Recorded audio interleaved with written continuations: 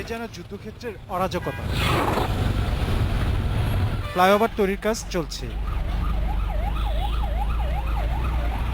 কিন্তু এই নির্মাণ যজ্ঞের জন্য যাত্রীদের ভোগান্তি কতকাল চলবে? খুবই দুর্বিষহ একটা অবস্থা পরিণত হতে হয়, কারণ এক হচ্ছে রাস্তা ভাঙা, এরপর হচ্ছে পানি থাকে, কাদা থাকে, আশপাশ দিয়ে যাওয়ার রাস্তা নেই। খুবই খারাপ, রাস্তাঘাট তো চলাফেরা যায় না এই ব্রিজের জন্য। এটা তো প্রায় 1-1.5 বছর ধরে এই অবস্থা। এটা হচ্ছে সাধারণ জনগণের জন্য খুবই সমস্যা। মন্ত্রীর একাধিক হুঁশিয়ারির পর বাংলা মোটর থেকে মগবাজার সড়কটি চলাচলের উপযোগী করেছে ঠিকাদার প্রতিষ্ঠান তমা গ্রুপ। তবে মগবাজার থেকে সাত রাস্তা পর্যন্ত নাভানা সিমপ্লেক্সের পাওয়া কাজের অংশের অবস্থা আগের মতোই। 2014 সালের মধ্যে কাজ শেষ হওয়ার কথা ছিল, কিন্তু কাজের ঢিমে গতি। এবছরেও কাজ শেষ হচ্ছে না।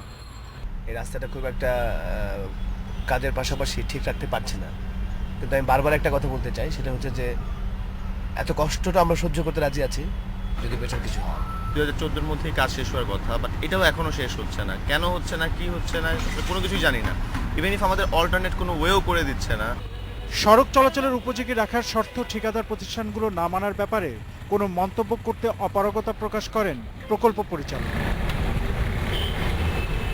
Khalid Arafat, independent news, Dhaka.